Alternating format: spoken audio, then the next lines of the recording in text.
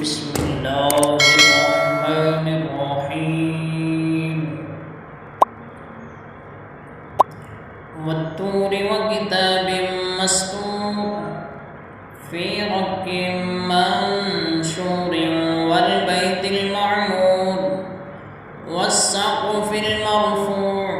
والبحر المسجور إن عذاب ربك لواقع ما له من دافع يوم تمور السماء مورا وتسير الجبال سيرا فويل يومئذ للمكذبين الذين هم في خوض يلعبون يوم يدعون إلى نار جهنم دعا هذه النار التي كنتم بها تكذبون أفسحر هذا أم أنتم لا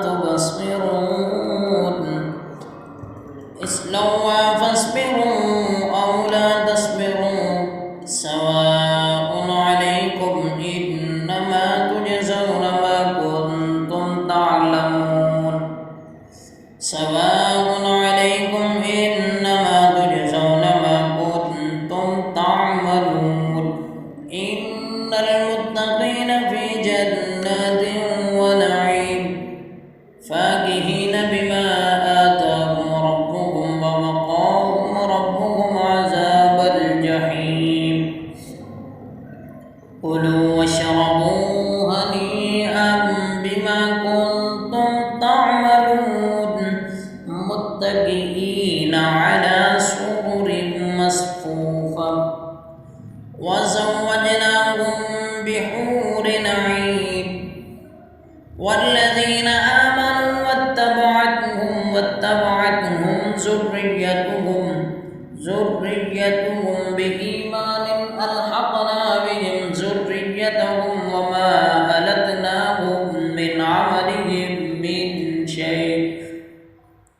كل امرئ بما كسب رهين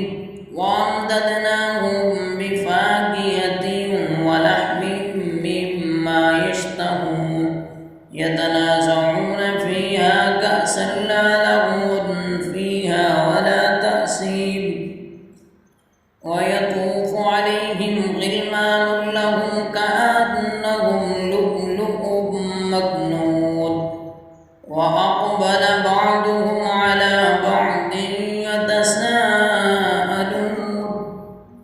قالوا إنا كنا قبل في أهلنا مشفقون إنا كنا قبل في أهلنا مشفقين فمن الله علينا ووقانا عذاب السموم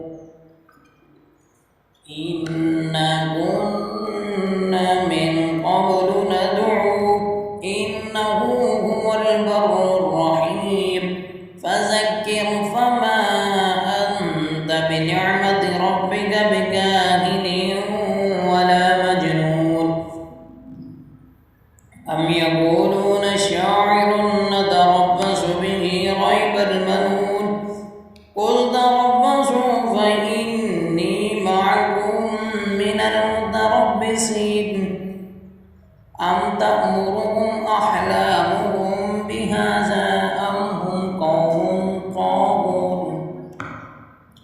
أم يقولون تقوله بل لا يؤمنون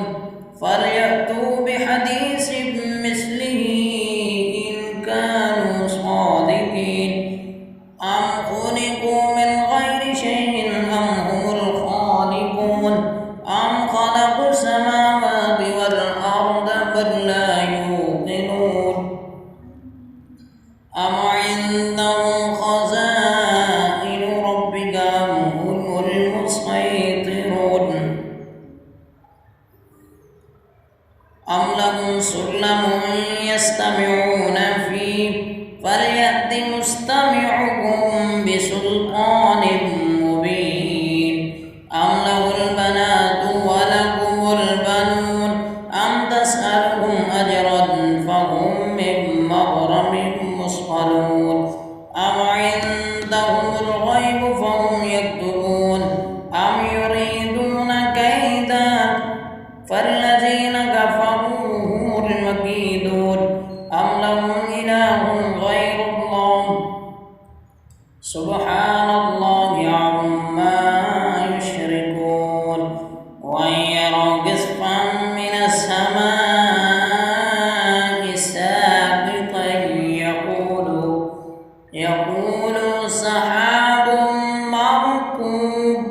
فذرهم حتى يلاقوا يومهم الذي فيه يصعقون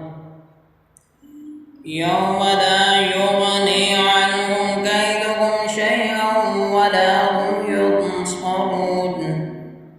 وإن للذين ظلموا عذابا دون ذلك ولكن أكثرهم لا يعلمون واصبر لحكم ربك فإنك بأعيننا وسبح بحمد ربك حين تقوم